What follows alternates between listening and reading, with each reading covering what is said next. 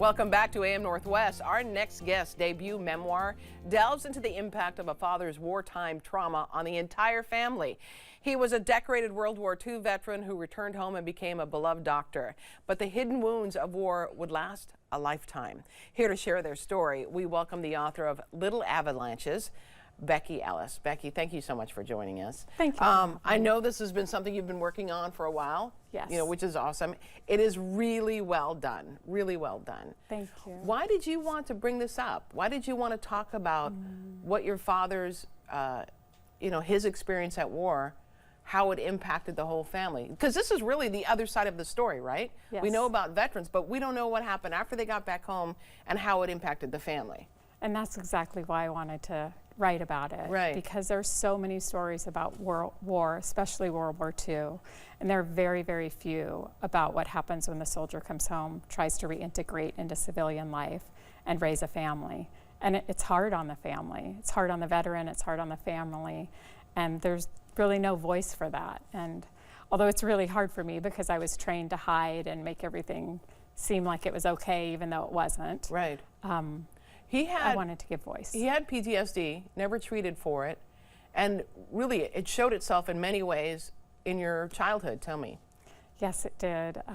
My dad wanted us to be tough as nails and prepared.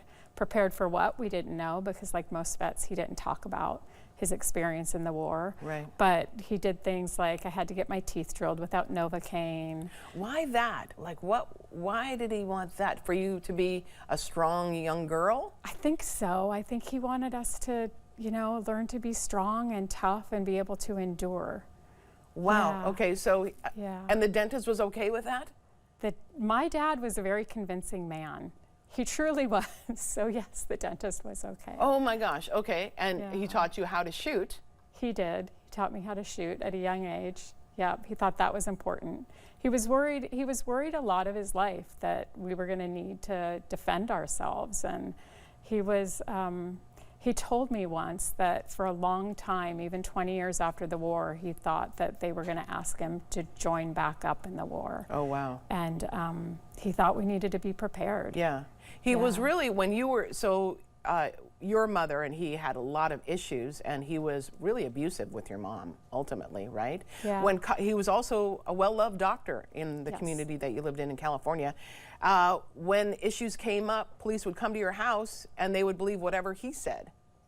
Right. Well, he was a war hero, and we lived in a smallish town, and he was also the doctor. Right. So, my mother used to say he's a hard man to deny because he was very charming and charismatic, right. and he could be lovely. He could be kind and caring, but he was also relentless. Yes. Yeah. When you were with him on days that he had custody of you, things didn't go so well. Right. Tell me more about it. Tell you more. Yeah. All the things we did. Yeah. He did things like take us to nude beaches and. He was neglectful of you, like He was neglectful. Feed you? Yeah, we ate late at night, 10, 11 o'clock when we should be in bed and should be getting ready for school. And there was no teeth brushing or bedtime or any of that. None of that. No. And your brother also suffered through that as well. He did. Then you found out much later in life, when he was like on the verge of turning 90, I think, you found out a little bit more, including the fact that he spent 172 days on the battlefields of Belgium, Holland, and Germany.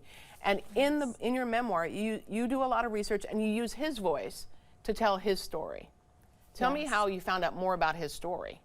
Well, when he turned 89, he came to my home here in Portland and asked if we had any issues to clear up. And of the things we've talked about, we had a lot of issues. Yeah, no kidding. But I wanted to hear about the war because I had a feeling that most of the things stemmed from that. And he was reluctant, but he trained me to be persistent. Right. And I was. And he ended up, it was sort of like a dam breaking. Once he started talking about it, he kept talking. For a year, we had a conversation. And he told me about a lot of his experience. And I recorded and I researched. And the thing is of all the things we went through, I really wanted to find a place of compassion. I always wanted my dad to love me, like all little girls. Like all, I wanted to exactly. be safe, like all women.